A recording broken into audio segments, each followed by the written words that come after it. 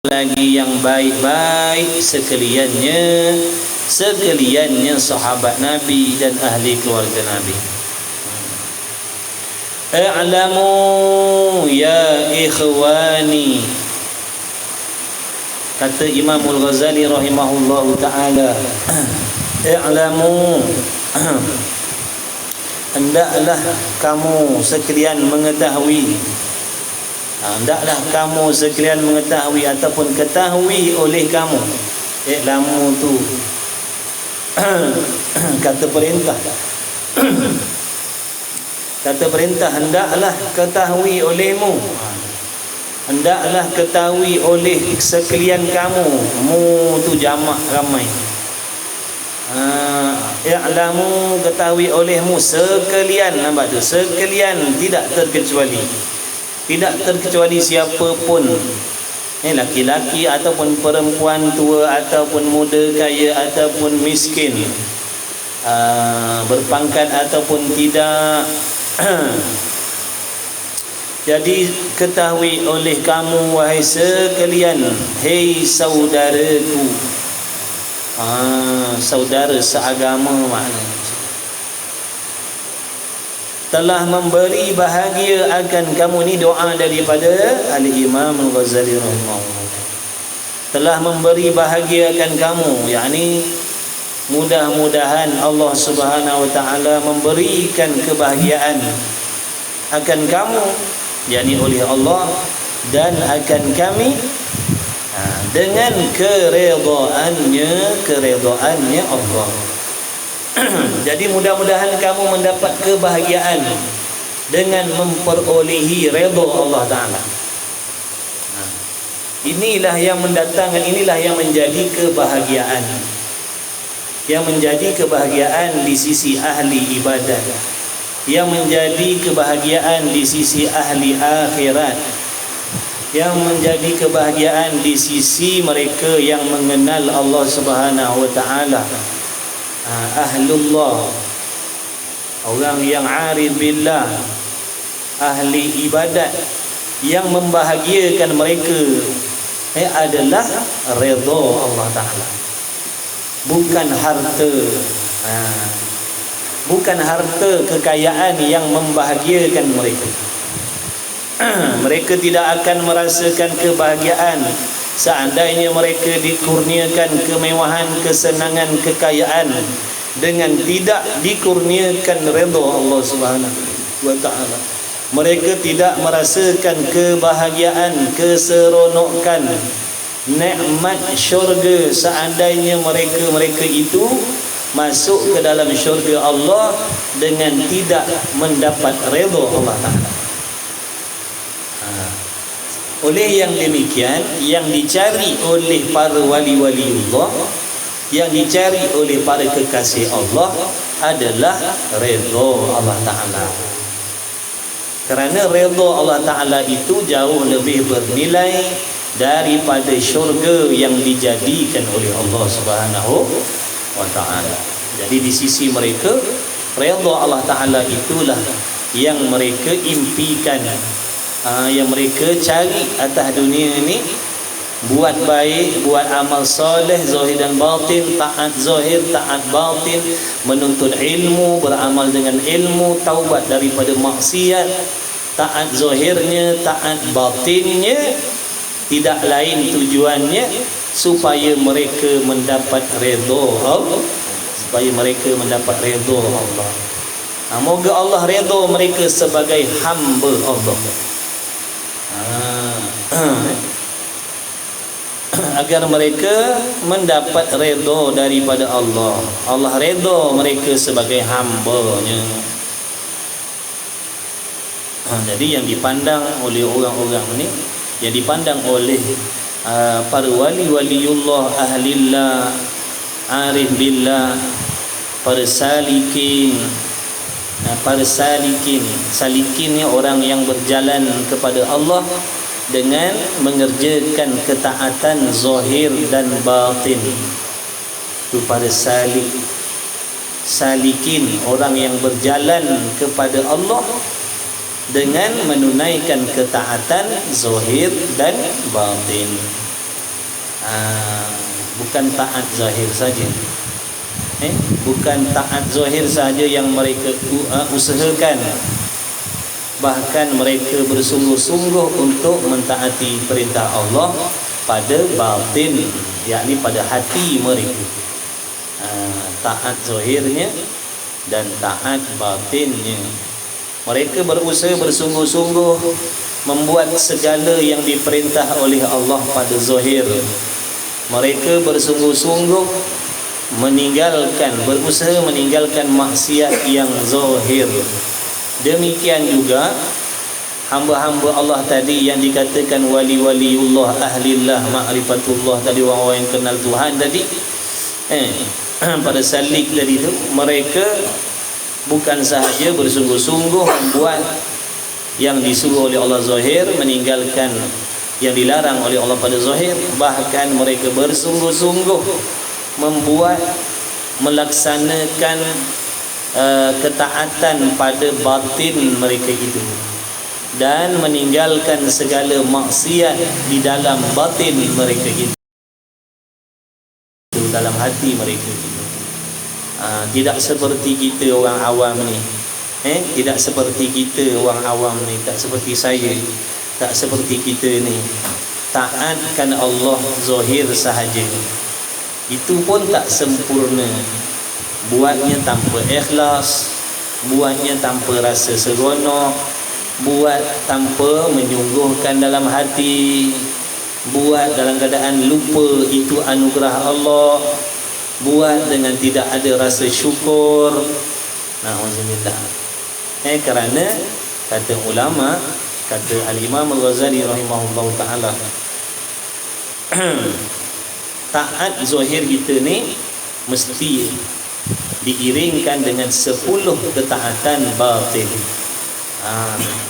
Setiap amalan yang zahir, setiap ketaatan zahir perlu ada ketaatan batin, ada 10.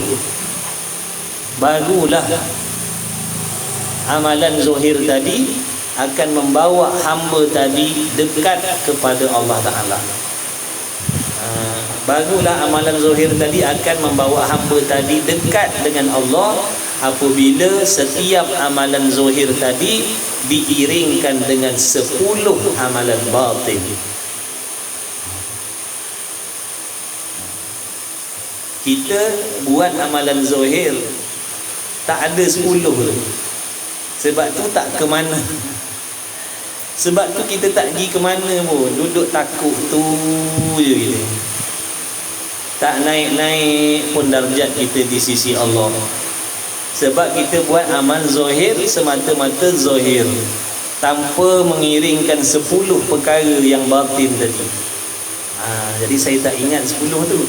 Tapi di antaranya, di antara 10 perkara tu yang mesti ada di dalam ketaatan zahir hamba tadi, yang pertamanya iman. Itu nombor 1 sekali. Mentaati perintah Allah, mengerjakan suruhan Allah yang zahir, contohnya berpuasa ataupun solat, dalam keadaan hatinya beriman kepada Allah. Beriman maknanya memiliki akidah yang benar.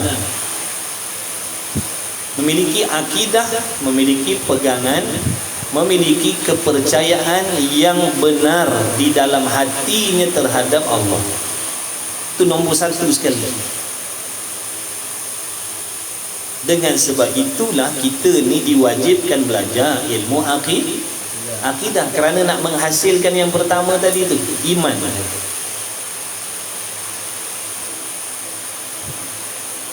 Iman supaya hamba tadi mendirikan salat ataupun mengerjakan puasa ataupun meninggalkan perkara yang haram dalam hal hatinya beriman kepada Allah. Adakah orang yang mentaati perintah Allah dalam keadaan tidak beriman? Jawabnya ada. Iaitu yang dipanggil munafik. Iaitu munafik. Orang munafik dia sembahyang seperti kita. Orang munafik berpuasa seperti kita.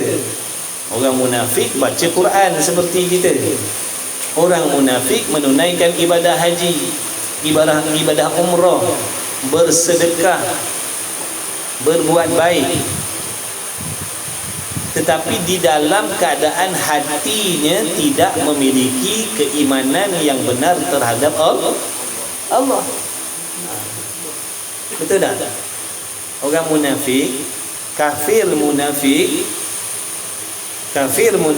mereka melakukan amal zahir macam kita. Dia sembahyang macam kita, dia puasa macam kita, dia menunaikan haji seperti kita. Tetapi perbezaan di antara munafik tadi itu dengan orang yang beriman, orang munafik solat dalam keadaan tidak beriman. Dia solat dalam keadaan hatinya tidak percaya kepada Allah. Mereka solat dalam keadaan hatinya tidak yakin dengan Allah, dalam keadaan tidak yakin dengan kesempurnaan Allah. Mereka solat dalam keadaan hatinya menyengutukan Allah. Itu perbezaan solat orang munafik dengan solat ataupun puasa orang yang beriman.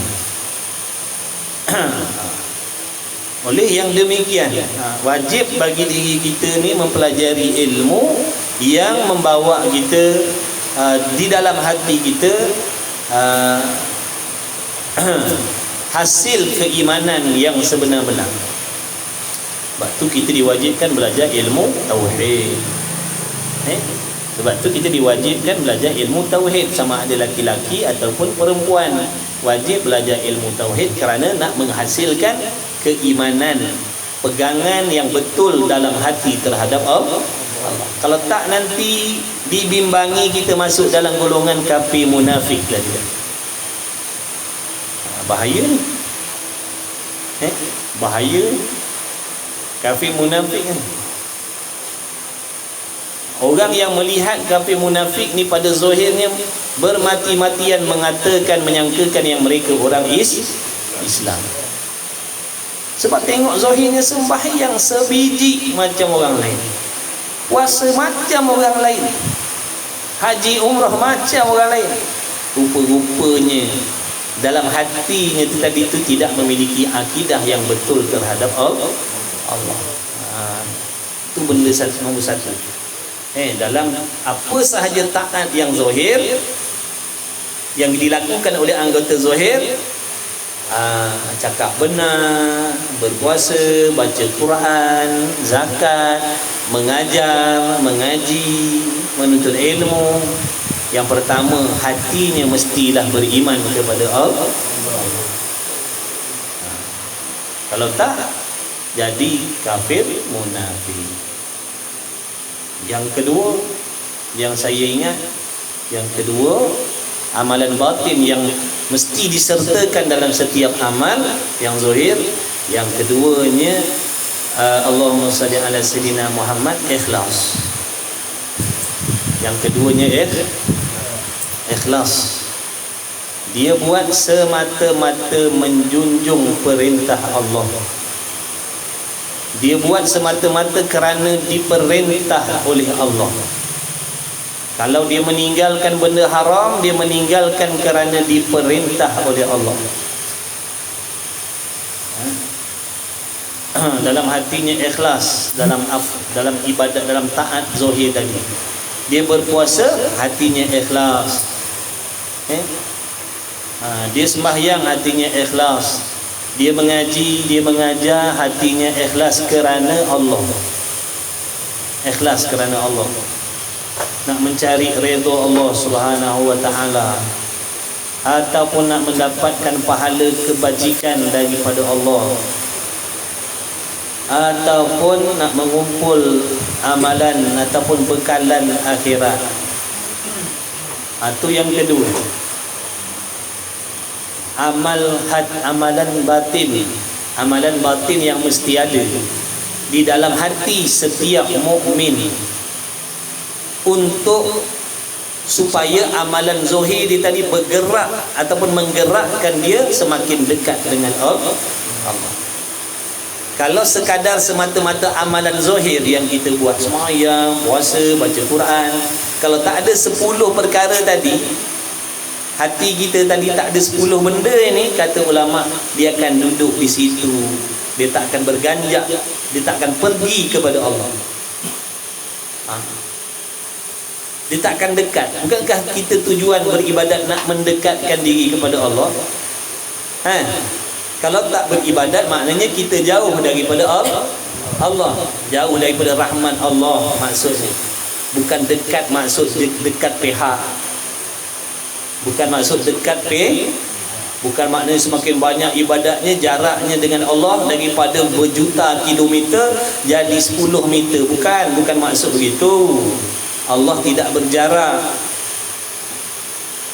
Dekat dengan rahmat Allah, dekat dengan redha Allah, dekat dengan kasih sayang Allah. Bukan maksud mendekatkan diri dengan Allah itu bermaksud jaraknya hampir begini. Bukan. Jadi tujuan kita mentaati perintah Allah tadi dengan amalan zahir tadi, tujuannya supaya nak mendekatkan diri. Tetapi kata ulama, takkan mendekatkan diri, tak boleh dekat dengan Allah meskipun melakukan amal yang zahir, kalau tidak ada 10 benda ni yang dalam hati ni lah yang akan mendekatkan, menggerakkan amalan zahir tadi. Yang pertama tadi apa? Iman. Yang kedua tadi apa? Ikhlas. Yang ketiga sabar. Yang ketiga sabar. Dia mesti sabar dalam melaksanakan tu, kena sabar. Dia kena sabar dalam solat dia. Kerana kalau solat tadi didirikan dengan tidak sabar, barangkali solatnya akan terbatal, ataupun solatnya tidak akan menghasilkan kekhusyukan. Jadi perlu ada sabar dalam taat tadi tu. Menuntut ilmu perlu sabar. Kita nak menuntut ilmu perlu sabar. Memang disuruh tamak haloba dengan ilmu, tapi mesti sabar dalam menuntut ilmu. Sabar dalam menuntut ilmu. Jangan tergopoh-gopoh nak cepat pandai. Jangan tergopoh-gopoh nak cepat alim. Jangan tergopoh-gapah nak jadi wali. Jangan tergopoh-gapah nak jadi orang ma'rifatullah. Jangan. Dia ada langkah-langkah yang perlu diikut. Ada langkah-langkah, ada peraturan-peraturan yang perlu diikut. Jadi jangan gopoh. Meskipun disuruh tamak haloba dengan ilmu, dengan ibadat, tapi Imam Ghazali pesan jangan tergopoh-gapah nak naik darjat yang tinggi di sisi Allah. Jangan. Sebab Allah tak bagi kita tu segera tu ada sebab. Kadang-kadang kita belum layak menyandang pangkat tu, belum layak nak sandang pangkat tu. Walaupun baik, tapi tak padan untuk kita nak sandang lagi. Boleh jadi barangkali hati kita tak kuat nak pikul. Contohnya kita baru mengaji seminggu, alim segala ilmu, takut dengan sebab alim seminggu tadi kita jadi takabur, jadi sombong,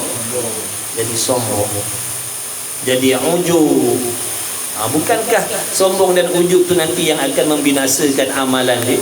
Meskipun dia berilmu, faham tak ada? Memanglah nak jadi alim tu memanglah impian kita. Alim maknanya nak tahu, nak pandai kan. Tapi kalau gopoh, kalau dapat alim tadi pada waktu yang bukan tempatnya, boleh merosakkan diri kita balik. Sombong dengan sebab dia alim serta merta. Sombong dia boleh menghafal Quran dalam masa setahun. Sebagai contoh lah. Orang lain 5-6 tahun, 4-5 tahun, dia boleh hafal Quran dalam masa setahun contoh. Tiba-tiba timbul dalam hatinya perasaan ujub, kagum dengan diri sendiri. Silap-silap timbul takabur pula, sombong, memandang dirinya hebat berbanding dengan penghafal Quran yang lain. Itu perkara tidak mustahil berlaku.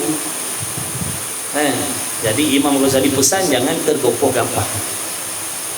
Jangan tergopoh-gapoh. Takut nanti dia naik cepat, dia tergejun pun cepat. Itu yang berapa tadi? 3 Pertama iman, yang keduanya ikhlas, yang ketiganya sabar, yang keempatnya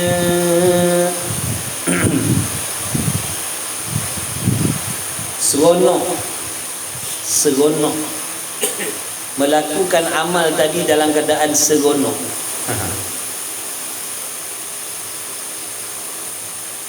Faham? Buat amal tu dalam keadaan hati gembira. Tak macam kita buat ibadat dalam keadaan keluh kesah. Buat ibadat dalam keadaan bosan.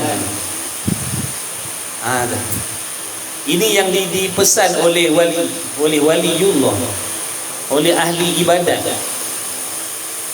Dia kata kalau tak ada benda-benda ni dalam hati, kau beribadatlah macam mana pun takkan sampai. Ibadat kau takkan ke mana? Contoh, beribadat dalam keadaan tak beriman. Ke mana? Ke mana pergi? Beribadat dalam keadaan tidak beriman. Ke mana nak pergi? Allah tak terima awal lagi dah. Beribadat dalam keadaan tak sabar. Kita buat dengan tergopoh-gapoh, bacaannya salah contoh. Tumak ninahnya tak ada contoh. Baca dengan cepat, dengan pantas tanpa dapat menghayati erti ataupun maksud bacaan. Ada faedah. Jadi macam mana nak menyampaikan? Jadi mereka berpesan maknanya bukan sekadar nak menakut-nakutkan, tapi memang betul. Cuba kita fikir, kalau beribadat, sembahyang banyak sekalipun dalam keadaan hati tidak beriman kepada Allah, apa jadi? Kita berwakaf, habis harta kita wakafkan tapi tak beriman, apa jadi dengan wakaf kita? Jadi setiap amal zahir tadi ada, nak kena ada amal batin, amal hati. Di antaranya 10 tadi, itulah dia. Iman, ikhlas, sabar, merasakan kemanisan. Kemudian yang kelimanya takut tidak diterima oleh Allah. Dalam waktu membuat tu ada perasaan takut kalau Allah tak terima. Kalau dalam solat tu ada perasaan macam tu, takut kalau Allah tak terima solat kita. Kalau macam sekarang ni, sepatutnya ada perasaan takut dalam hati kita kalau Allah tak terima majlis kita. Kemudian yang keenam,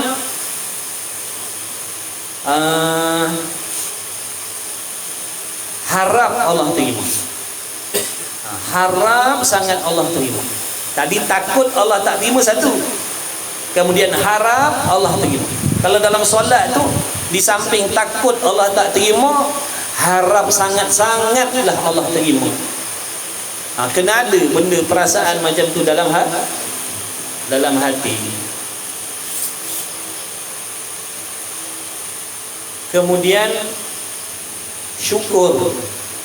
Yang keberapa? 7 yang ketujuhnya syukur. Terima kasih dengan Allah kerana kita diberi pertolongan oleh Allah, boleh melakukan amalan tadi tu. Kalau baca Quran lah, dalam hati kena bersyukur, makna berterima kasih, ya Allah. Kau tolong aku boleh semayang, sebab kau tolong aku boleh hadir mengaji, sebab kau tolong aku boleh bangun qiyamul lail, sebab kau tolong boleh begini dan begitu. Supaya apa? Mengelakkan diri kita daripada timbul ujub.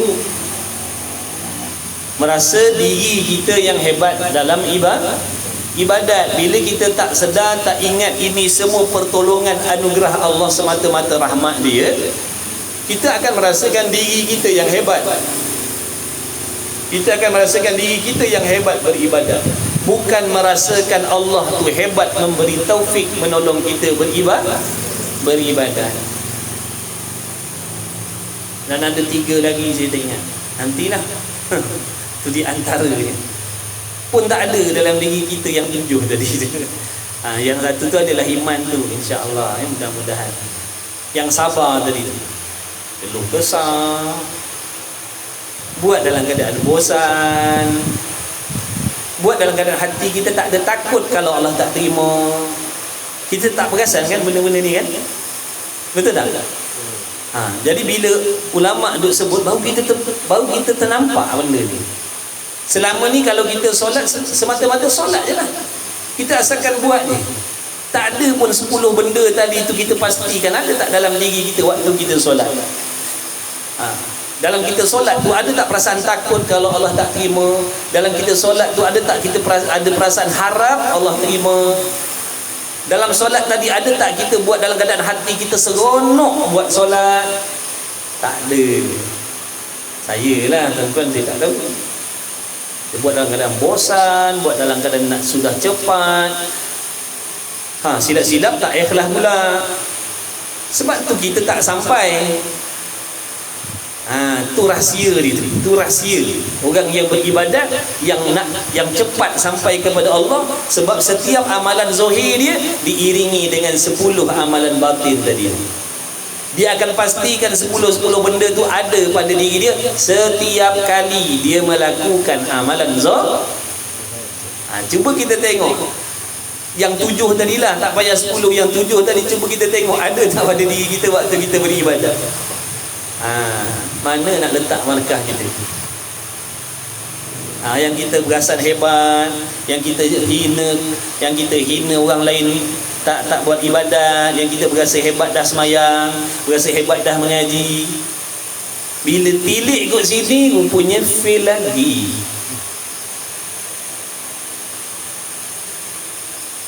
Bila tilik kot sini, fail lagi rupanya. Ada 5-6 benda yang tak ada dalam hati kita waktu kita beribadat. Macam mana tu yang kita nak sombong dengan ibadat kita? Konon-konon kita lah yang dah soleh-solehah. Orang lain yang ahli maksiat jahatnya. Sebab tu ulama dia kata cari kesalahan kita. Cari kesalahan, cari kesilapan yang ada pada diri kita dalam ibadat. Itu lebih utama lagi. Itu yang akan memajukan hamba tu tadi, daripada kita bersibuk berbimbang mencari kesalahan-kesalahan orang lain. Nampak tak ni tadi? Bila kita sebutkan baru kita nampak rupanya banyak kesalahan kita. Ini cerita ibadat yang sebenar. Ibadat yang seperti dilakukan oleh wali-wali Allah tu begitulah. Bukan dia solat dalam keadaan macam kita ni, solatnya kosong, hatinya kosong daripada benda-benda tadi. Itu solat kita orang awam. Jadi bagaimana kedudukan kita dengan wali-wali Allah, dengan ahlillah, dengan arif billah? Bagaimana kedudukan kita dengan mereka? Jangankan dengan Nabi, dengan sesama hamba Allah tadi itu yang bukan Nabi tadi pun jauh darjatnya.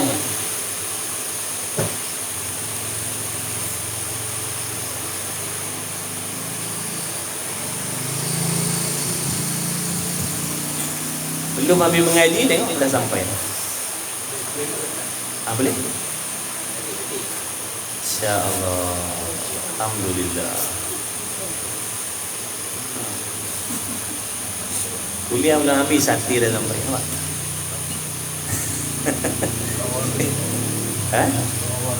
Tutup awal.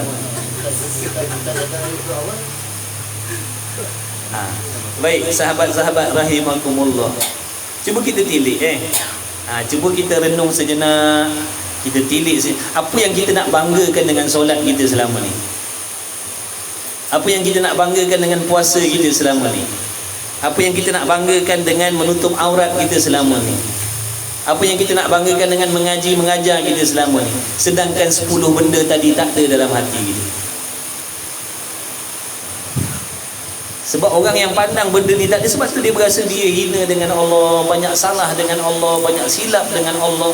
Dia tak ada masa nak menilai amalan orang lain. Dia tak ada masa. Sebab dia sibuk dengan urusan diri dia sendiri.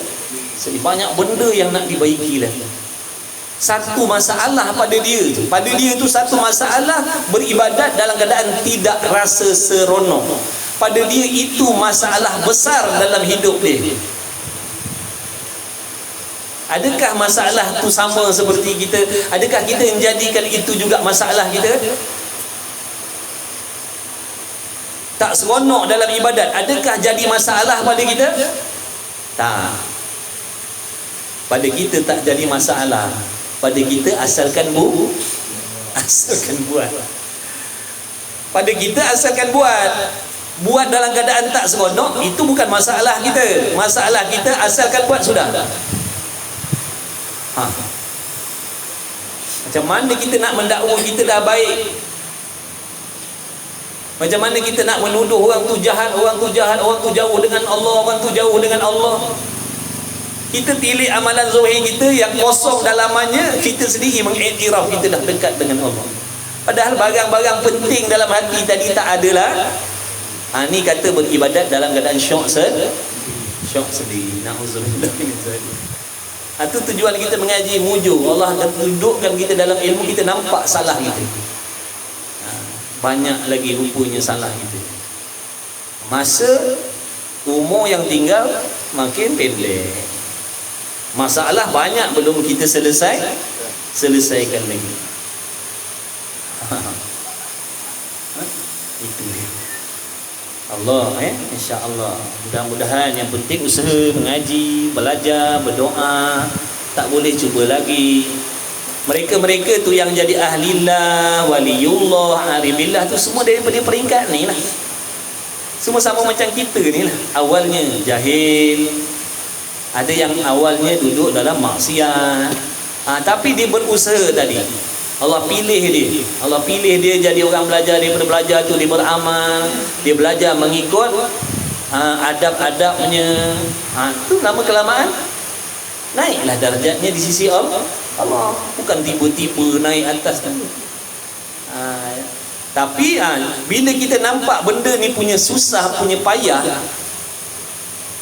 bagaimana makna mereka tu boleh sampai di makom itu, boleh sampai di darjat itu, agak-agak bagaimana kesungguhan dan mujahadah dia. Bagaimana agak-agak mujahadah dia, kesungguhan dia tu nak melawan keinginan hawa nafsunya, dunianya, setannya, sehingga dia boleh naik sampai martabat tu tadi tu. Yang pada kita pada malam ni pun kita dengar, macam mana dalam setiap ibadat nak merasakan benda-benda macam tu.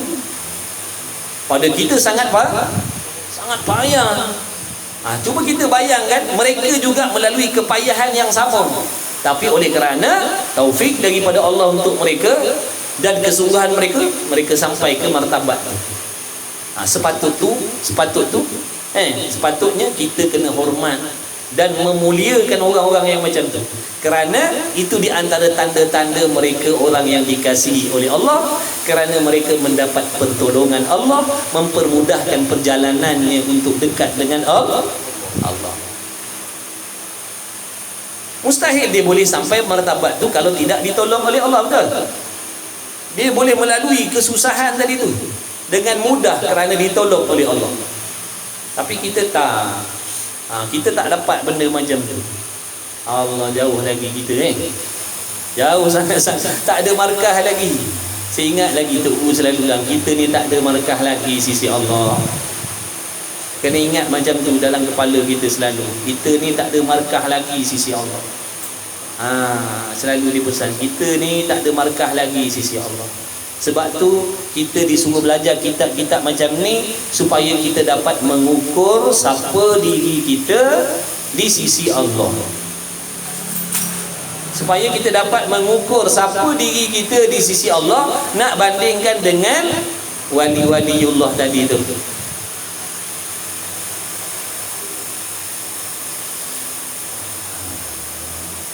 Jadi i'lamu, ketahui olehmu wahai saudaraku, telah memberi bahagia akan kamu oleh Allah Ta'ala. Amin ya Allah, amin. Aminkan, aminkan.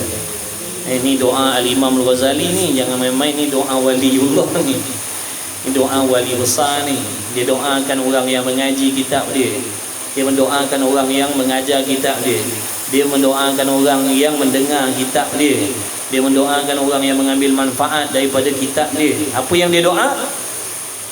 Telah memberi bahagia akan kamu, yakni mudah-mudahan Allah Ta'ala memberikan kebahagiaan kepada kamu dan kepada kami, kata dia, dengan keredaannya Allah.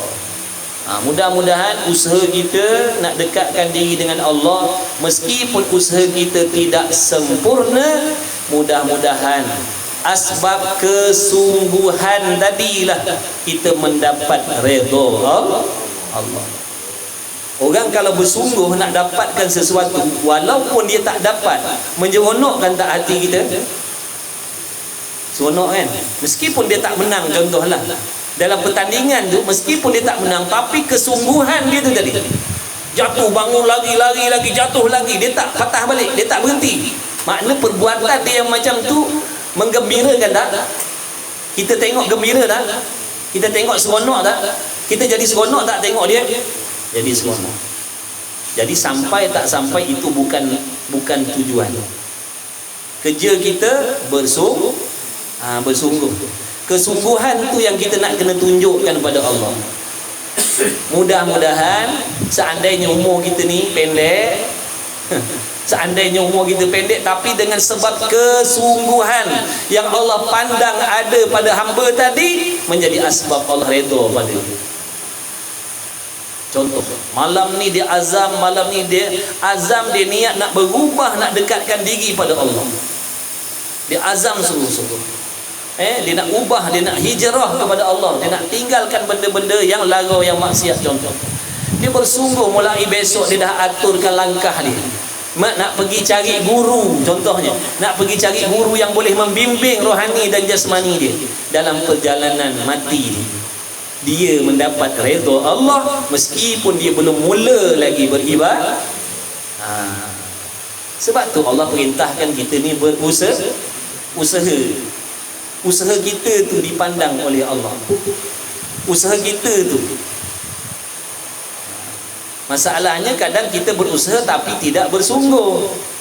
Jadi bersungguh tu yang penting tadi, bersungguh. Biarlah tak pandai pun, tapi bersungguh dia belajar, dia bersungguh mengaji, dia bersungguh walaupun dia tak pandai, walaupun dia tak faham, dia bersungguh istiqamah, hadir kuliah, ada kitab, bersungguh dia jaga masa dia. Tapi dia tak pandai, dia diredai oleh Allah dengan sebab kesungguhan dia tadi tu. Niat dia nak belajar bersungguh-sungguh tadi supaya mendapat redha Allah. Itu dia matlamat dia beribadat nak redha, bukan nak pandai. Pandai siapa-siapa pun Allah boleh bagi, betul ke tidak? Siapa-siapa Allah boleh bagi pandai. Orang bukan Islam pun boleh pandai agama Islam kalau dia belajar. Tapi adakah dengan sebab orang bukan Islam belajar ilmu agama, dia periksa dapat nombor 1, adakah sebab tu Allah redha dia? Allah tak redha dia. Walaupun dia percaya dalam peperiksaan agama Islam, Allah tak redha dia sebab dia tak beriman. Nampak tak? Jadi niat dalam ibadat bukan nak ibadat tu, bukan nakkan solat tu, bukan nakkan puasa tu, bukan nakkan haji tu, bukan nakkan hijrah tu, nakkan redha. Orang yang sedang berusaha nak berhijrah tak sampai lagi, mati dalam keadaan bersungguh dia berusaha, redha Allah milik dia. Jadi waktu kita kena berusaha bersungguh, berusaha bersungguh. Allah tahu sesungguh mana hati hamba dia, sesungguh mana hati hamba dia nakkan redha tu, sesungguh mana, tahap mana. Allah tahu, Allah lihat, Allah nilai benda tu dalam hati tu. Sekuat mana usaha dia nak jadi baik, sesungguh mana dia lawan maksiat, sesungguh mana dia lawan nafsu, semua itu diketahui oleh Allah.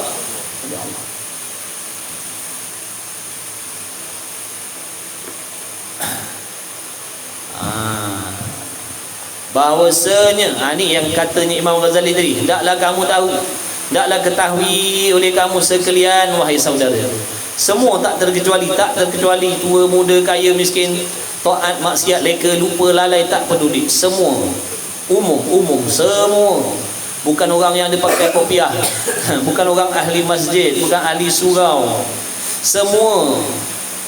Kalau dia muslim mukmin tak peduli dia dedah aurat tak dedah aurat, minum arak, berjudi, berzina, naik kelab dan sebagainya, tak peduli, masuk semua sekali, masuk semua sekali, masuk semua sekali. Yang tak solat, yang solat, yang berjudi, yang tidak, yang berzina, yang tidak, yang bergaul bebas dan sebagainya, masuk semua, masuk dalam erti kata hamba Allah Ta'ala.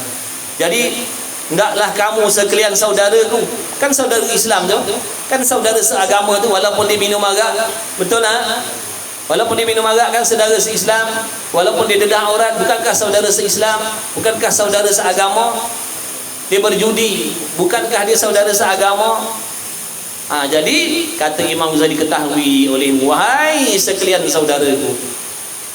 Jadi semua dipanggil lah, yang baik pun dipanggil, yang tak baik pun dipanggil, yang belum baik pun dipanggil, yang sedang usaha nak jadi baik pun semua dipanggil ni.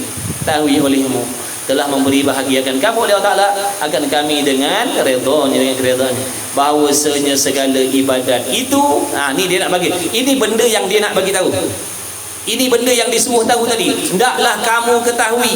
Tak cakap lagi apa benda, dia tak cakap lagi apa bendanya, dia baru cakap hendaklah kamu sekalian ketahui, hendaklah sekalian kamu mengetahui, tak cakap lagi apa benda. Ni baru nak cakap, apa benda, bahawasanya segala ibadat itu buah ilmu. Ibadat tadi itu, taat perintah Allah, tinggalkan maksiat tadi, zahir dan batin, itu adalah merupakan buah bagi ilmu. Buah ilmu, yakni buah bagi ilmu. Jadi seolah-olah ilmu itu pohonnya yang akan mengeluarkan buah yang namanya ibadat. Boleh faham tak? Kerana apa ni? Ini nak menolak fahaman yang mengatakan hanya perlu beribadat, tak perlu menuntut ilmu. Nak tolak fahaman yang macam tu. Takut kita ni duduk dalam kelompok orang yang faham macam tu, tak perlu menuntut ilmu, hanya perlu beribadat. Imam Ghazali kata ibadat itu buah ilmu. Makna buah yang keluar daripada pohonnya ilmu. Nak dapat buah, terdahulu kena tanam pohon. Mustahil akan keluar buah tanpa pohon. Betul ke tidak? Mustahil akan keluar buah tanpa menanam pokok dia. Pada adat mustahil. Jadi kita ni semua nak beribadat, semua nak semayang, semua nak berpuasa, semua nak berhijrah, itu semuanya ibadat. Tapi jangan lupa, ilmu mesti didahulukan. Contoh kita nak solat, adakah solat yang kita buat ni berpandukan ilmu yang kita dah belajar? Ataupun macam mana? Solat dah belas tahun, puluh tahun, bagaimana solat yang kita buat, ibadat yang kita buat tadi tu? Adakah solat yang kita buat ni hasil daripada pohon ilmu yang kita tanam? Ataupun macam mana? Ada juga buah yang tak ada pohon, buah plastik, maknanya palsu. Kalau buah yang tak ada pohon namanya buah palsu, kedai RM2 ada jual. Buah nanas, buah pisang, tu yang palsu, tak ada pokok tu buah tu. Tu tak ada pokok, itu tak perlu tanam. Maka faham di sini, kalau sekadar solat tanpa ilmu yang kita belajar, solat kita palsu. Solat solat kita palsu, puasa kita palsu, tutup aurat kita palsu. Sebab kita hanya semata-mata beribadat tanpa menuntut ilmu. Boleh faham tak apa yang nak disampaikan oleh Imam Ghazali ni? Ibadat adalah buah yang keluar daripada pohon ilmu.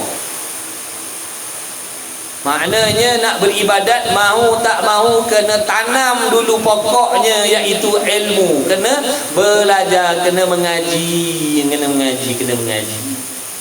Sebab tu Nabi bersabda, talabul ilmi fariidatun, menuntut ilmu tu fardu ala kulli muslimin wal muslimatin, atas setiap laki-laki dan perempuan yang beragama Islam.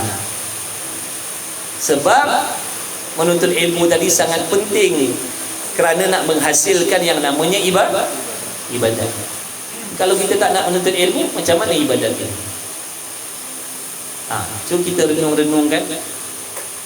Cuba kita renung-renungkan. Selama ni kita semayang tanpa ilmu, puasa tanpa ilmu, macam-macam ibadat yang kita buat tanpa ilmu. Kita buat meniru orang. Kita buat solat tadi tiru, tengok orang tu buat macam tu, kita pun buat macam tu, tanpa pengetahuan pun. Maknanya apa yang kita buat tadi palsu. Bila dah palsu, agak-agak Allah terima ke tidak?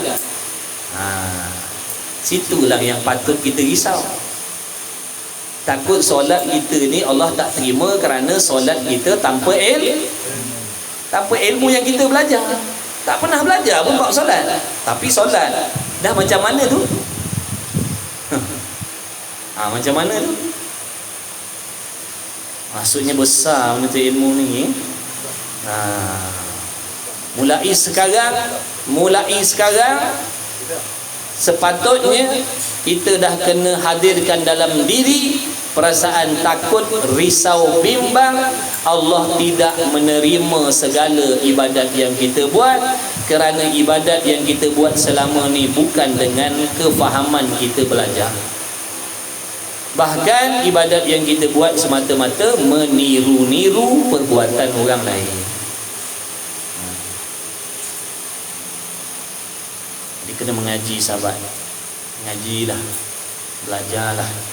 Bukan untuk orang lain, untuk akhirat kita sendiri, untuk ibadat kita sendiri. Bukan untuk orang lain, untuk kesenangan akhirat kita. Yang disuruh mengaji ni, abang-abang, kakak-kakak ni, para muhibbin sekalian yang duduk mengaji, yang duduk mendengar ni, bukan untuk orang lain. Ini untuk masa depan kita, yakni masa depan, yakni akhirat kita sendiri. Tidak ada istilah rugi. Kalian membuang waktu duduk dalam majlis ilmu, tak ada istilah rugi. Kerana apa yang sedang kalian belanjakan ini adalah perbelanjaan untuk akhirat kalian sendiri.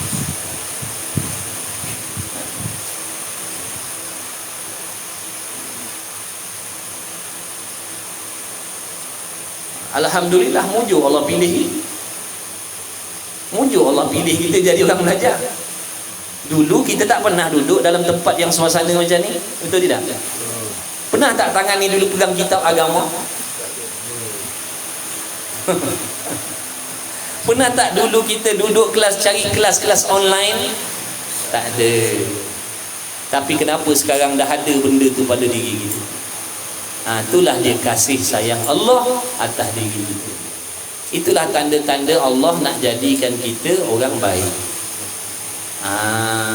Itulah tanda-tanda kita dipandang oleh Allah dengan pandangan yang istimewa berbanding dengan yang lain-lain. Kita mendapat perhatian yang khusus daripada Allah, sehingga Allah tak membiarkan kita dalam leka, dalam lupa, dalam lalai. Allah ambil, Allah panggil, Allah jemput, Allah dudukkan, Allah tarik hati kita, Allah tarik anggota kita, letakkan dalam majlis ilmu. Itu tanda-tanda orang-orang yang Allah pilih nak dijadikan kekasih Allah. Tapi kita kena jagalah, dah belajar ni, jaga niat kita. Niat mesti betul. Sebab meskipun kita dah dipilih oleh Allah menjadi orang belajar, tetap akan ada tipu daya syaitan. Tetap akan ada. Nanti mengaji dalam keadaan tak ikhlas, mengaji dalam perasaan riya, mengaji dalam keadaan ujub. Ada pula benda tu rintangan kat situ. Tapi nanti insya-Allah betulkan niat kita belajar kerana Allah, nanti yang lain-lain Allah akan uruskan. Allah akan uruskan yang lain-lain. Tumpukan pelajaran pengajian fardu ain tu, tumpukan baik-baik. Bersungguh. Biar orang nak kata apa, engkau dah tua-tua nak mengaji agama bersungguh, buang masa. Pedulikan orang nak kata. Pedulikan. Kubur kita, soal jawab kubur kita, kita yang nak kena jawab sendiri. Jadi pedulikan orang lain nak sindir, orang lain nak ejek, orang lain nak perli, kau dah tua bangka baru nak belajar agama. Pedulikan. Itulah dia yang terbaik. Akhir usianya dekat dengan Allah, akhir usianya sibuk dengan ilmu, sibuk dengan ibadat. Itu yang kita nak. Bukan waktu mudanya sibuk mengaji, sibuk beramal, waktu dah tua tinggal semua benda. Duduk karaoke pula dah.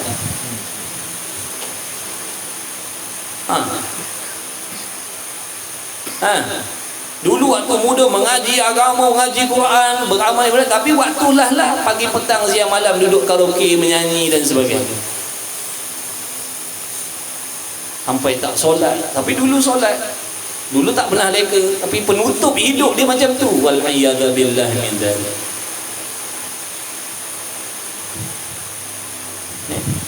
Sebaliknya yang seorang tadi dulunya tak sembahyang, dulunya tak puasa, dulunya tak mengaji, tapi sekarang walaupun usianya dah lanjut, dah dekat dengan ilmu, suka mengaji agama, istiqamah, ada jadual waktu yang khusus untuk dia belajar agama, kemudian dia usaha baiki, akhirnya dia mati dalam keadaan dia begitu.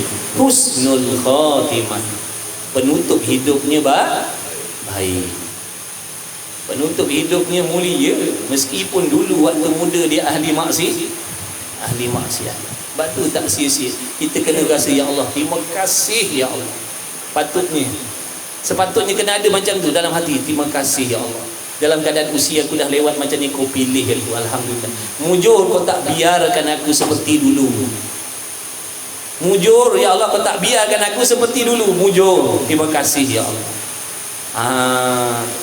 Betapa besarnya nikmat yang Allah anugerahkan kepada kita. Itu hak Allah. Kan dulu dia dah bagi tahu, Allah Maha Kuasa nak memberi petunjuk kepada siapa yang dia nak, dia juga Maha Kuasa nak menyesatkan siapa yang dia kehendak. Sebab apa? Dia Tuhan. Sebab dia Tuhan, jangan petikai.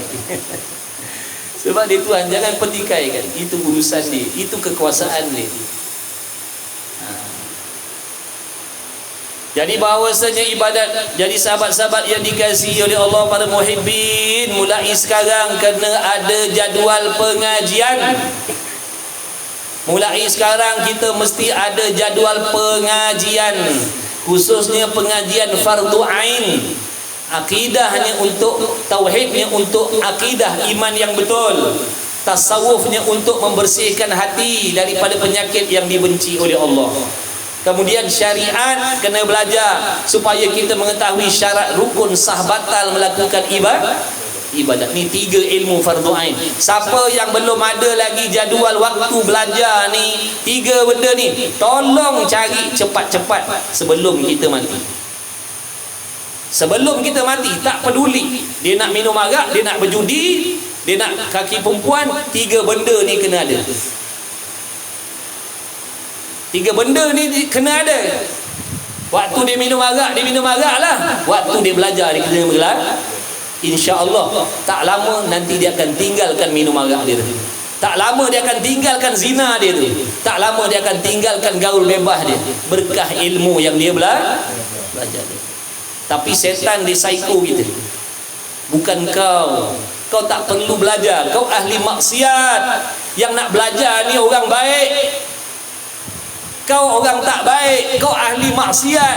Belajar agama tu untuk orang baik. Dia psycho kita. Dia tipu kita. Dia perdayakan kita. Kita pula tak ada ilmu. Lalu kita termakan apa yang dibisikkan oleh nafsu. Sebab tu kita berasa tak penting nak belajar agama. Aku bukan orang baik. Nama tak? Aku bukan orang baik. Kenapa aku nak belajar agama? Aku bukan orang baik. Kenapa aku nak belajar tauhid? Aku ahli maksiat. Aku tak solat. Aku berjudi. Kenapa aku nak belajar tauhid? Kenapa aku nak kena belajar tasawuf? Sebab apa tadi? Dah tertipu dengan syaitan. Sebab tu dia suruh kita ni duduk dekat dengan orang alim.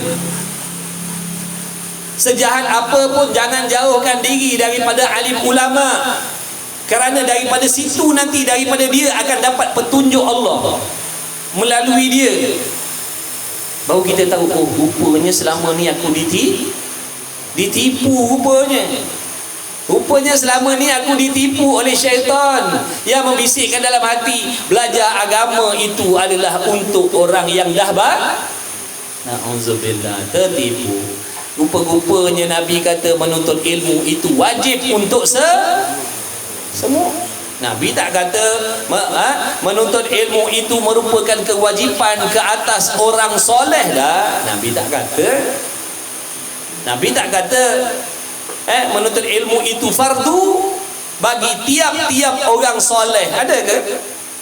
Untuk menuntut ilmu itu wajib di atas tiap-tiap solehah? Tak ada. Wajib menuntut ilmu atas tiap-tiap laki-laki perempuan yang beragama Islam. Tak peduli siapa dia wajib menuntut ilmu. Jadi mulai sekarang yang tak ada lagi, tolonglah, bukan tolong saya dah. Tolonglah akhirat kita sendiri. Tolonglah diri kita sendiri. Tak ada orang akan sudi tolong kita melainkan kita lah. Jangan harap ibadat orang lain yang akan memudahkan urusan kematian kita, yang akan memudahkan urusan kita dalam alam barzah besok. Jangan harap amalan anak kita, jangan harap amalan suami kita, jangan harap amalan isteri kita, jangan harapkan amalan kawan-kawan kita.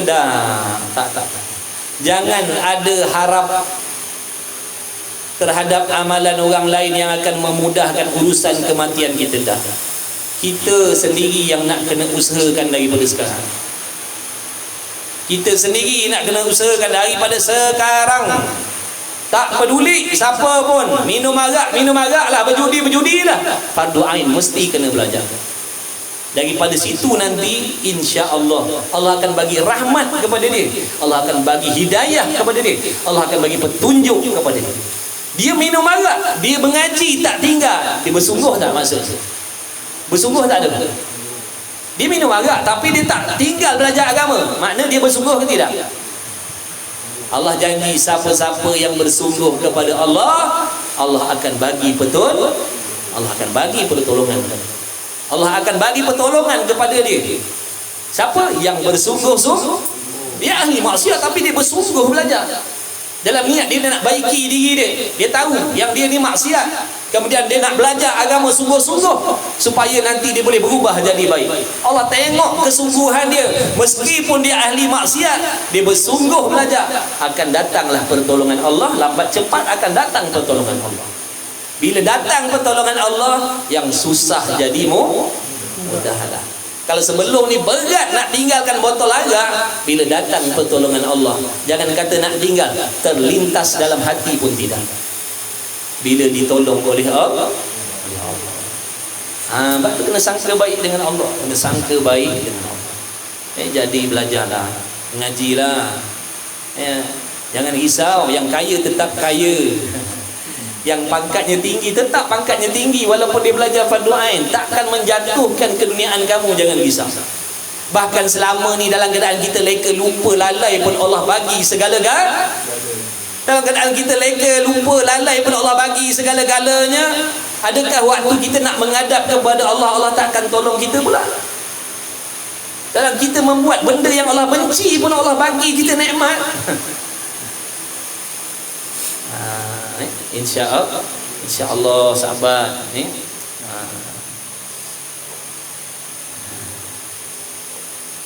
Sebab banyak yang tak pedulikan belajar agama ni.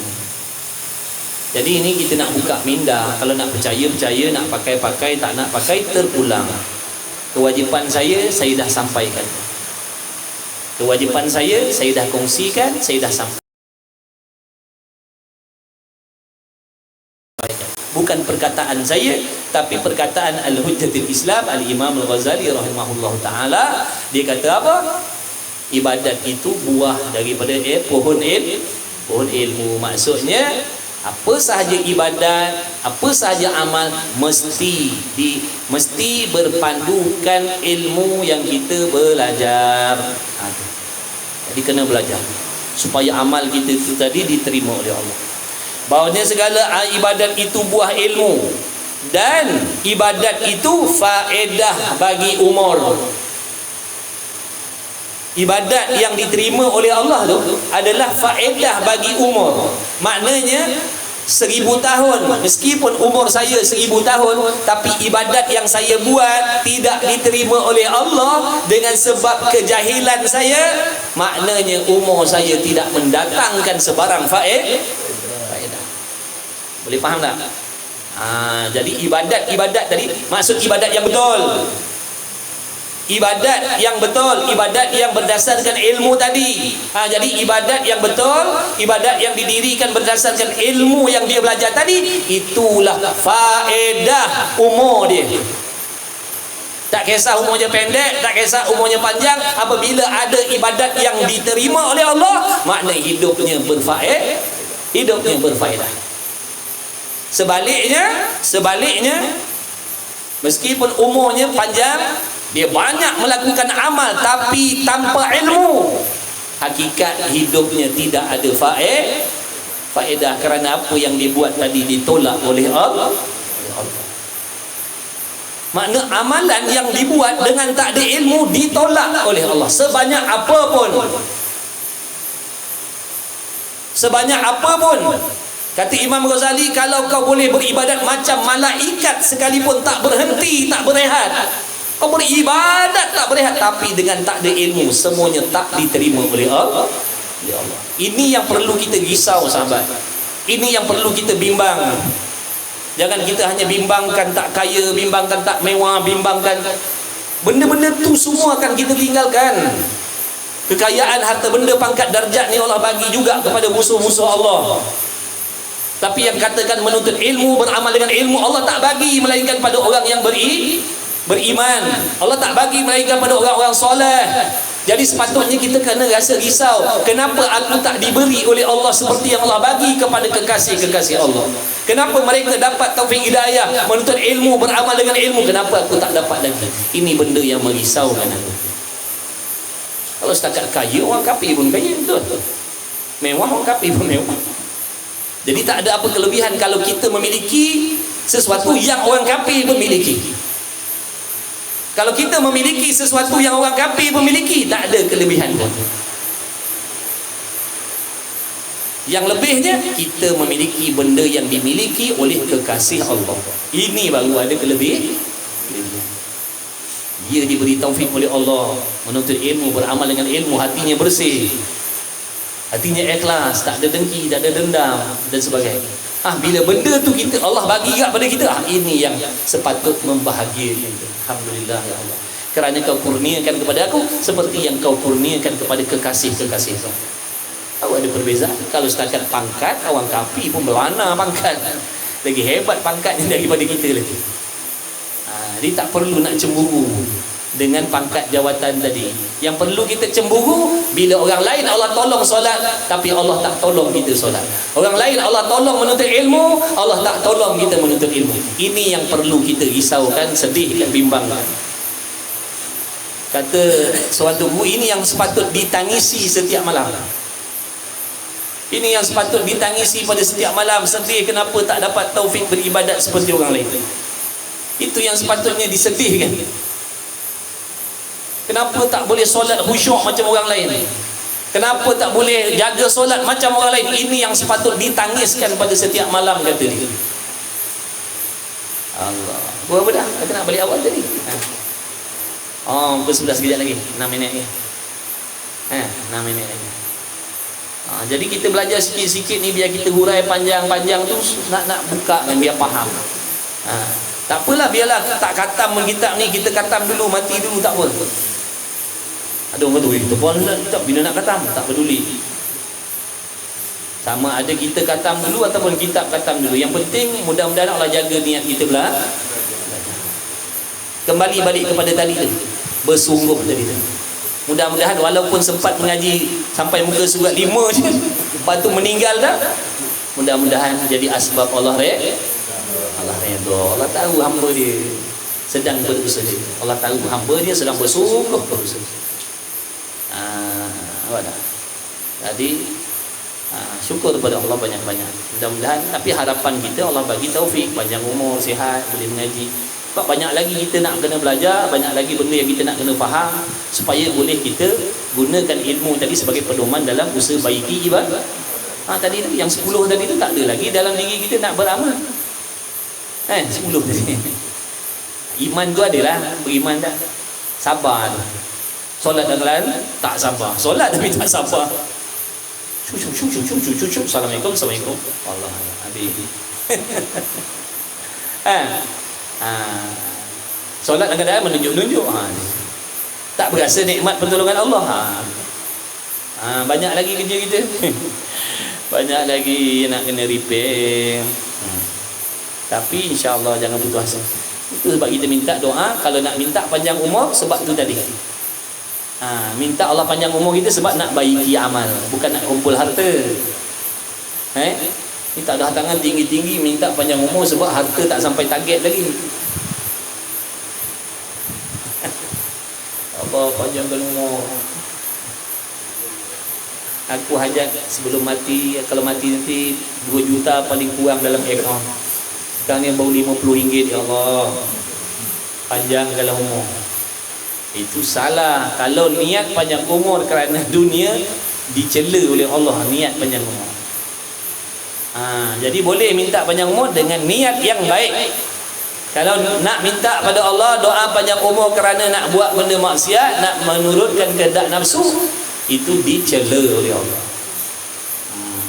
Jadi tak salah nak minta panjang umur asalkan niatnya betul. Baik. Jadi ibadat yang Allah terima itu, ibadat yang Allah Ta'ala terima itu adalah faedah umur. Barulah orang kata umur dia tu memberi faedah pada diri dia. Umur dia tu memberi faedah pada diri dia. Sebab apa? Kerana waktu dia hidup, dia beramal dengan amalan yang berpandukan ilmu yang dia belajar. Mana berfaedah lah umur dia. Tak sia-sia lah maksudnya dia hidup atas dunia. Tak sia-sia lah dia hidup atas dunia. Kalau kita ni duduk atas dunia tapi tidak ada amalan yang Allah terima, makna sia-sia kehidupan kita atas. Maka jangan kita sia-siakan hidup kita atas dunia. Dan hasil yang dituntut bagi hamba, makna keuntungan yang dicari oleh hamba Allah, iaitu mana? Ibadah. Hasil itu mana keuntungan? Keuntungan yang nak dicari oleh hamba Allah adalah mana? Ibadat lah. Dengan ibadat yang mendatangkan redha Allah pada diri dia tadi. Kalau tak beribadat, manakan nak dapat redha Allah? Nak redha Allah tapi tak beribadat. Tidak beribadat tu bukan mencari redha, tu mencari kebencian. Nak redha Allah, kena buatlah benda yang menjadikan Allah redha. Nak Allah redha, kena buatlah apa yang Allah suruh. Allah suruh belajar, kita belajar. Allah suruh usaha beramal dengan ilmu, usaha beramal dengan ilmu. Barulah ada peluang nak mendapat redha. Ni kita nak redha, Allah suruh semayang, kita tak mau. Allah suruh mengaji, kita tak mau. Nabi pesan nak beramal, mestilah berpandukan ilmu. Tapi kita tak peduli. Tapi nak redha, kan salah jalan tu. Kan kesalah jalan tu. Nampak ke tak nampak salah jalan tadi tu? Kita nak Allah redha tapi tak ikut arahan Allah. Macam mana? Pada adatnya tak dapat lah. Pada adatnya tak dapat. Kalau macam itulah keadaan kita, kelakuan kita atas dunia, jauh sekali. Jangan diimpikan redha Allah. Jangan dimimpikan redha Allah. Sebab cara berjalan pun salah dah. Cara jalan pun salah dah. Dan hasil yang dituntut bagi hamba, dan mata benda perniagaan segala aulia, mana ibadat-ibadat yang diterima oleh Allah, itulah keuntungan perniagaan segala kekasih Allah Ta'ala. Segala wali-wali Allah, kekasih-kekasih Allah, keuntungan dia apa tadi? Ibadat tadi. Itulah keuntungan dia. Itulah keuntungan dalam hidup. dan jalan bagi segala orang yang atqiya. Ilmu tadi tu, menuntut ilmu untuk amal tadi adalah jalan-jalan segala orang yang takut kepada Allah. Kalau dia orang yang takut kepada Allah, di antara cara hidup di atas dunia ni, dia menuntut ilmu. Dia takut seandainya amalannya tak diterima oleh Allah, dengan sebab itu, dengan sebab takut kepada Allah itulah dia ikut. Allah suruh belajar, dia belajar. Takut Allah benci dia, takut Allah murka kepada dia, takut Allah tak terima amal ibadahnya, maka dia belajar. Itu tanda-tanda dia takut kepada Allah. Maknanya orang yang belajar, orang yang menuntut ilmu itu adalah orang yang sedang menjalani ataupun mengikut jalan-jalan orang yang takut kepada Allah. Makna sama jalan, sama jalan. Kita bukan Nabi, kita semua ni bukan Nabi, kita semua bukan Rasul, kita bukan wali-waliullah, kita semua bukan ahli ibadat. Tapi kita menuntut ilmu ni, kita belajar agama ni, seolah-olah kita sedang duduk di atas landasan yang sama yang telah dilalui oleh wali-waliullah, yang telah dilalui oleh orang-orang yang takut kepada Allah. Walaupun kita bukan orang yang takut kepada Allah, tapi jalannya dah jalannya dah sama. Kalau jalan ni mencapaikan mereka kepada redha Allah, tak mustahil. Bila kita duduk di atas jalan yang sama, kita pun akan pasti mendapat redha Allah. Jalan dah sama. Jalan dah sama kan? Nampak tak? Jalan dah sama. Mana belajar agama ni jalan yang dilalui oleh para kekasih Allah. Jalan menuntut ilmu agama ni adalah jalan yang dilalui oleh orang yang takut kepada Allah. Kita bukan orang yang takut kepada Allah, kita bukan kekasih Allah, tapi lalui jalan yang sama. Sampailah ke tempat yang sama, akan sampailah destinasi yang sama sebab jalan sama. Ni masalahnya kita tak ikut jalan tadi, kita ikut jalan lain. Tuh, ghairil maghdubi alaihim. Minta Allah bimbing, minta Allah jauhkan kita daripada dilorongkan kepada jalan-jalan yang Allah benci. Perjalanan orang Yahudi, perjalanan orang Nasrani, perjalanan orang-orang yang tidak taat kepada Allah. Kita tak nak ikut jalan tu. Kita minta Allah bimbing kita ke jalan yang lurus. Jalan yang Allah bimbing pada Nabi, pada Rasul, pada wali-waliullah tadi, itulah jalan yang kita minta. Mana jalannya? Inilah di antaranya menuntut ilmu. Kita minta dalam solat. Setiap solat kita minta ihdinas siratal mustaqim, ihdinas siratal mustaqim. Tapi bila Allah datangkan kepada kita, bila Allah jemput kita, bila Allah detikkan hati kita, Allah panggil supaya mari duduk atas jalan ni. Allah nak bimbing ni, Allah nak bimbing ke jalan yang mana Allah bimbing pada Nabi, Rasul, wali-waliullah. Tapi kita berpaling pula dah.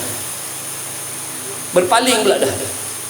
Padahal Allah nak bagi apa yang kita minta dalam Allah nak bagi kan, ihdinas siratal mustaqim. Ya Allah, bimbinglah kami ni, bimbinglah kami ni ke jalan yang lurus. Apa jalan lurus ni? Jalan-jalan yang kau dah beri nikmat, yang kau dah kurniakan, yang kau dah bimbing para nabi, para rasul, para solihin, para muttaqin. Jalan-jalan itulah ya Allah bimbing kami juga. Kami pun nak jalan tu. Kami pun nak ikut jalan yang sama. Ghairil maghdubi alaihim.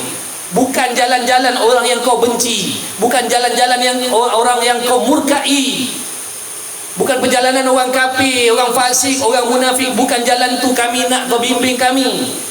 Kami nak kau bimbing kami jalan yang kau bimbing pada kekasih-kekasih kau. Inilah di antara jalan dia. Inilah di antara jalannya menuntut ilmu. Tapi kita tak nak. Sedar tak orang yang tak nak belajar ni, orang yang sedang menolak pertolongan Allah. Dia sendiri minta, bila Allah nak bagi, dia sendiri tolak. Lepas tu besok solat minta lagi.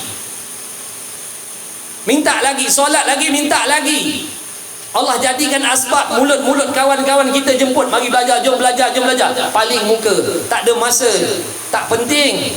Nanti solat minta lagi bimbing. Apa sebenar yang kita nak? Kita nak masuk syurga tanpa hisab. Kita nak masuk syurga tanpa lalui jalan ni. Kita nak masuk syurga tanpa lalui jalan ni. Siapa kita? Siapa kita yang nak masuk syurga dengan tak payah belajar, beramal ikut, hentam suka hati, tapi aku nak syurga? Kita nak jalan tu ke? Nabi-nabi, rasul-rasul pun Allah bimbing dengan ilmu.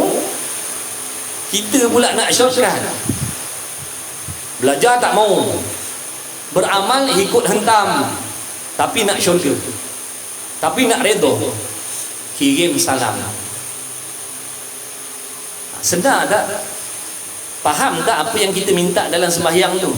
Sebab tu jangan semata-mata sembahyang, kena belajar apa pengisian solat tu, apa yang kita minta dalam solat tu sebenarnya, supaya kita tahu bila benda tu datang ataupun benda tu tak datang pada diri kita. Ni jalan-jalan, nampak tak? Dan jalan bagi segala orang yang takut kepada Allah, Nabi, Rasul, wali-waliullah, para syahid, itu semua orang takut kepada Allah. Jalan dia apa tadi? Menuntut ilmu dan beribadah. Tiba-tiba kita tak nak pula dah. Kita tak nak buat macam tu, tapi nak jalan yang sama. Mana boleh? Mana boleh? Kalau tak, makna kita lebihlah daripada wali-waliullah tu. Maknanya kita ni lebihlah daripada wali-wali tu, dengan tak mengaji, belajar, beribadat ikut hentam, tiba-tiba Allah bagi kasih, Allah redha, masuk syurga tanpa hisab. Oh, makna kedudukan kita lebihlah daripada Imam Ghazali. Oh, bukan sebarang orang rupanya kita ni. Dengan tak belajar, dengan beribadat ikut suka hati, dapat redha Allah. Belajarlah sahabat. Belajar. Cari waktu sendiri, jangan ikut kawan. Waktu belajar, waktu kerja kan tak sama. Ada orang kerja dia malam, maka dia kena usahakan, wajib usahakan cari ilmu waktu siang hari. Yang bekerja siang hari wajib usahakan belajar pada malam hari. Tak ada dah alasan.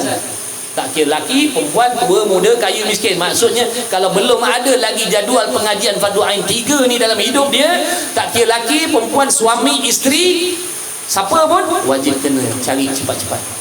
Cari cepat-cepat. Tapi pastikanlah orang yang kita nak ambil ilmu tu akidahnya ahli sunnah wal jamaah, dan dia orang yang bermazhab. Itu pesanan.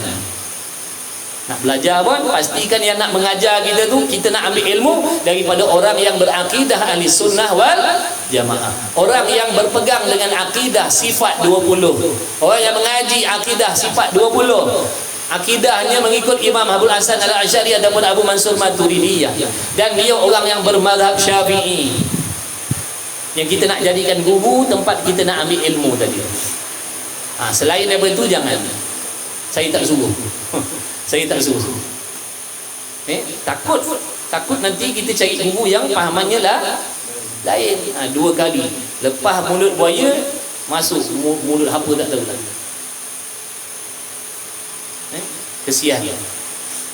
Dulu dibala dengan maksiat, sekarang dibala dengan mendapat guru yang pahamannya sesat pula. 2 kali malang. Dulu maksiat, minum arak, berjudi, disko, begini begitu. Tiba-tiba bila dia berhijrah, belajar pula dengan guru yang fahamannya habis 2 kali. Kalau dulu dosanya setakat minum arak, berjudi, tak mustahil bila dapat guru yang salah fahaman membawa kepada rosak pula akhir. Dulu setakat dosa besar minum arak, berjudi, berzina. Sekarang kesalahan dia lebih dahsyat daripada itu lagi. Rosak akidah. Rosak akidah ni lebih besar daripada zina lagi. Rosak akidah ni lebih besar daripada berjudi lagi. Rosak akidah ni lebih besar daripada minum arak lagi. Jadi hati-hatilah kawan-kawan, sahabat-sahabat, teman-teman yang nak berhijrah. Pilih guru bermaksud kita memilih agama. Salah guru, salahlah agama yang kita ambil. Jadi hati-hati. Moga Allah pelihara kita semua. Amin ya rabbal alamin. Dan jalan bagi orang yang atqiya. Jadi lalulah belajarlah. Belajar. Mari kita belajar. Pakak-pakak mengaji semua. Mari pakak-pakak mengaji. Tak peduli cerita dunia tu dunialah. Cari makan masing-masing. Mari kita belajar agama. Mari kita belajar. Yang tak belajar lagi, mari mengaji. Mari mengaji. Mari duduk dalam jamaah. Mari duduk dalam kumpulan orang yang mencintai majlis ilmu. Mudah-mudahan kita yang malah, yang lesu ni terpanggil, boleh tompang semangat kawan-kawan kita. Boleh tompang. Sebab tu kita nak berhijrah ni kena ada kumpulan, kena duduk dalam kumpulan, jangan duduk seorang. Kita tak kuat nak melawan kehendak nafsu kita, syaitan. Kita perlukan kawan-kawan yang mana bila kita tengok kawan-kawan kita seronok mengaji, kita rasa terpanggil nak mengaji juga. Malah malas pun jadi rajin. Asbab tompang semangat kawan-kawan. Tu kata berkah dalam jamaah tadi. Mari kita duduk dalam satu jamaah. Mari kita belajar. Mari sama-sama. Kita tak ada yang pandai. Tak ada yang pandai, tak ada yang alim, tak ada yang baik. Semua kita ni sama je pada pandangan Allah. Melainkan sifat ketakwaan yang ada dalam diri masing-masing itulah yang membezakan. Jadi mari kita belajar. Mari kita mengaji. Bukan dengan saya. Carilah guru-guru yang betul, yang lebih soleh, yang lebih bertakwa, yang lebih warok. Hari ni berlaku je. Ngajar saya pakailah macam ni, biarlah nampak macam orang ngaji. Kan saya pakai topi susu ke lah, apa pula orang kata.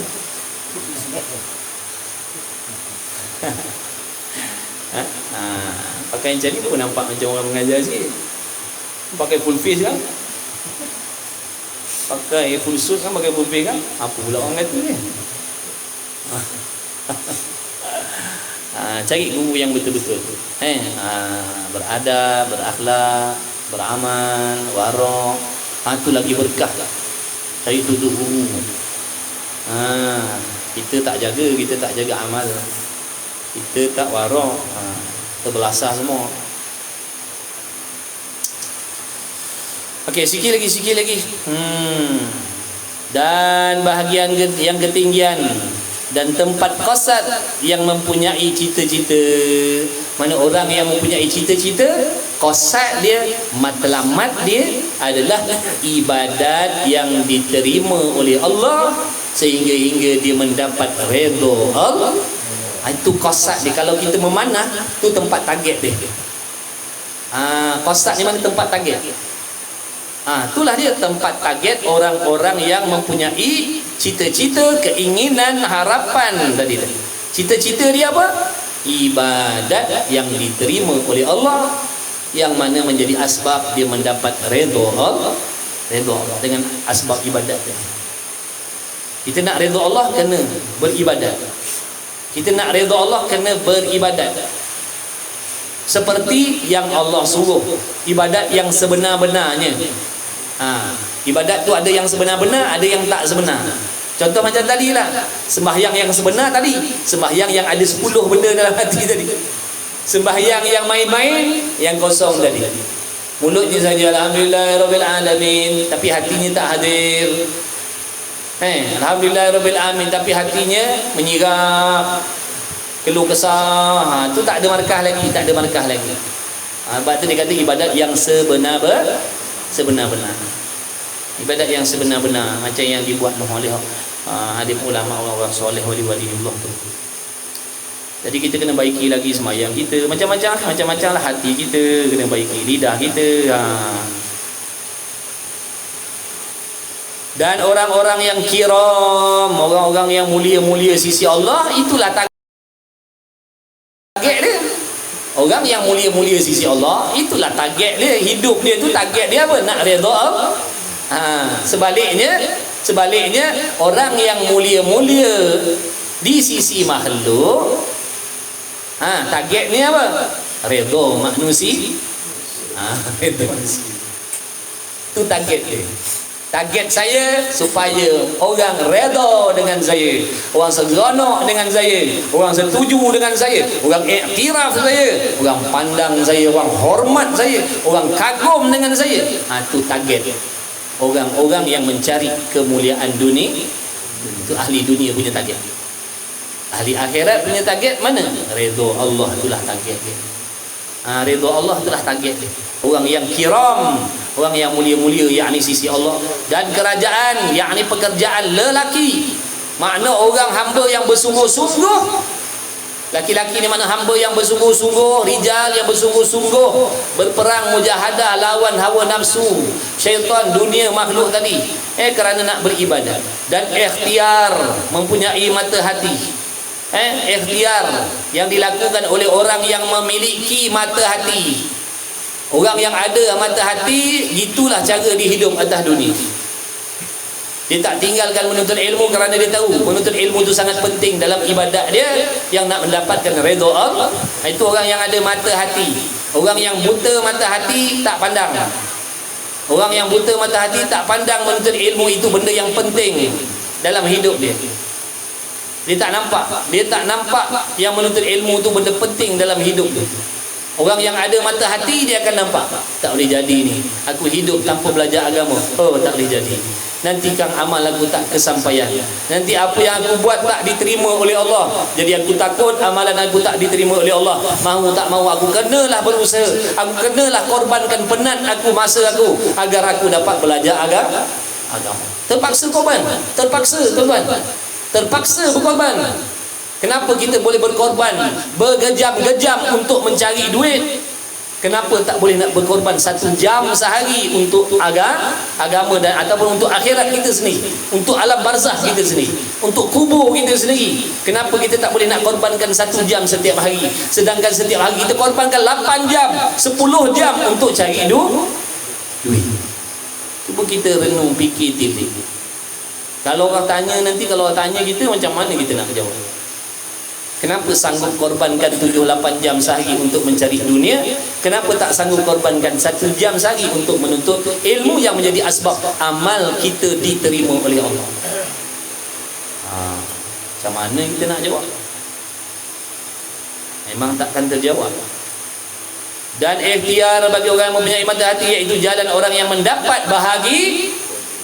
Jalan orang yang mendapat bahagia dan jalan menuju ke syurga. Jalan syurga mana? Jalan inilah dia jalan.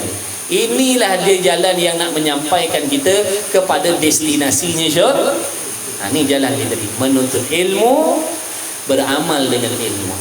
Betulkan niat dalam belajar, bersungguh-sungguh belajar fardu ain, khususnya fardu ain, tauhid, tasawuf, tajwid. Itu yang perlu kita hadap. Yang nombor 1 utama, dia kena serentak. Belajar fardu ain ni, baru-baru ni ada sahabat kita tanya, boleh tak kita fardu ain tu nak tumpukan satu dulu? Jawab, tak boleh.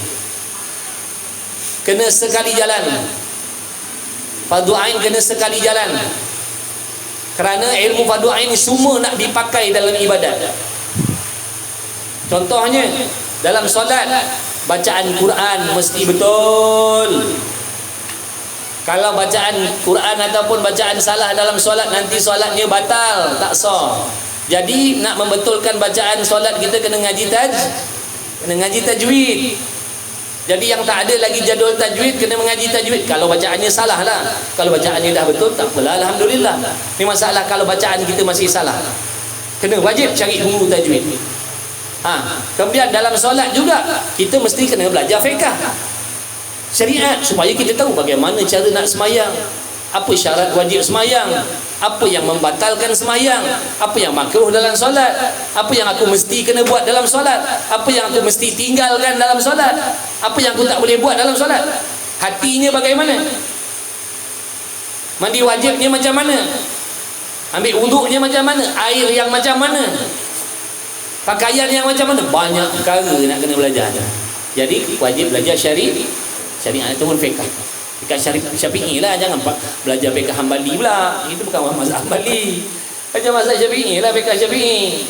Okey. Kemudian dalam solat nak kena hati yang ikhlas, supaya solat kita Allah terima. Kena buang penyakit-penyakit hati itu yang membatalkan solat kita, pahala solat tadi. Jadi nak menghasilkan tauhid, nak menghasilkan keikhlasan hati tadi, ngaji tasawuf.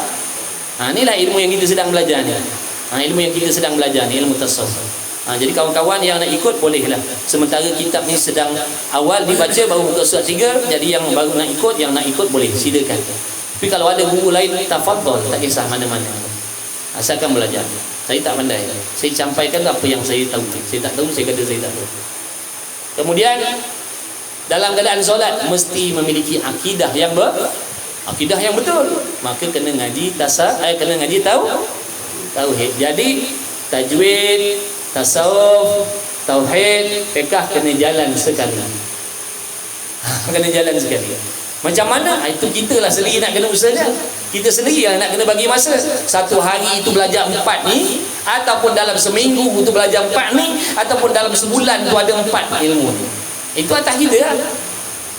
Ada orang dia belajar satu hari itu 4 benda ni. Maknanya dalam seminggu dia ambil satu hari je. Isnin sampai Jumaat dia kerja 24 jam. Tak tidur, tak makan. 24 jam dia kerja. Dia jadikan hari Sabtu dia hari dia belajar agama. Hari Sabtu dia belajar daripada pukul 9 pagi sampai Zuhur. Dia belajar tajwid, dia belajar fiqh, dia belajar tasawuf, dia belajar tajwid, dia belajar tauhid. Maknanya hari Sabtu tu lengkap dah dia belajar, ada jadual kelas fardu ain dia. Walaupun satu hal, nanti kan minggu depan belajar lagi macam tu. Maknanya dia ambil seminggu sekali, tapi dalam seminggu sekali tadi 4 ilmu ni dia belajar. Sebab dia tak ada masa. Nak belajar dia pergi Isnin sampai Jumaat tak ada masa. Sebab jenis dia kerja tu pagi, petang, siang, malam contohnya. Tak apa, tak ada masalah. Kalau cara dia macam tu betul lah. Silakan kau nak cari getah banyak mana kau carilah. Asalkan 4 ni kau tak tinggalkan. Ataupun yang lain dia buat cara begini. Setiap hari dia ambil 1 jam.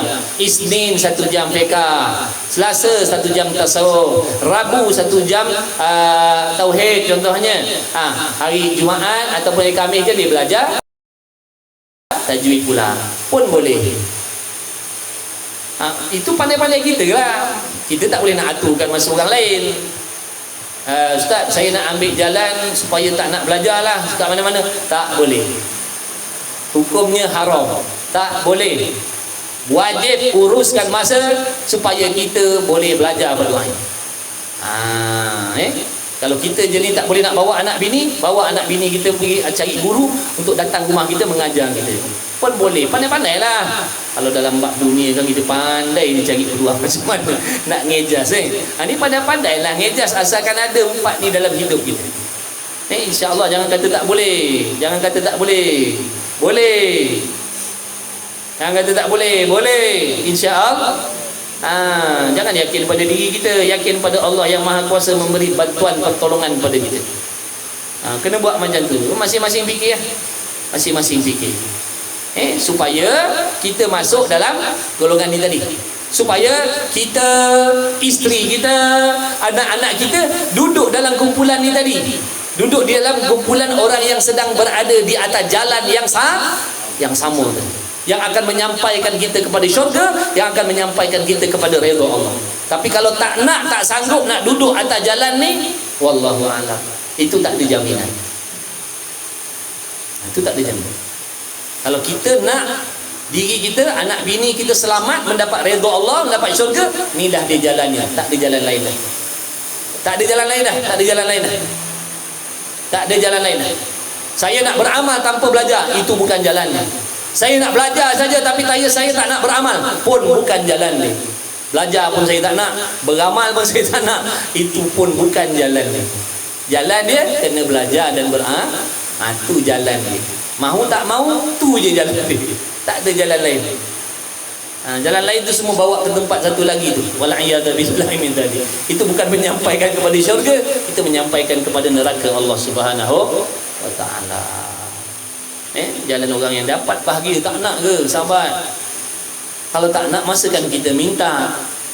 Kalau tak nak, Allah nak bagi kebahagiaan, Allah nak bagi syurga, masakan kita minta dalam solat tu.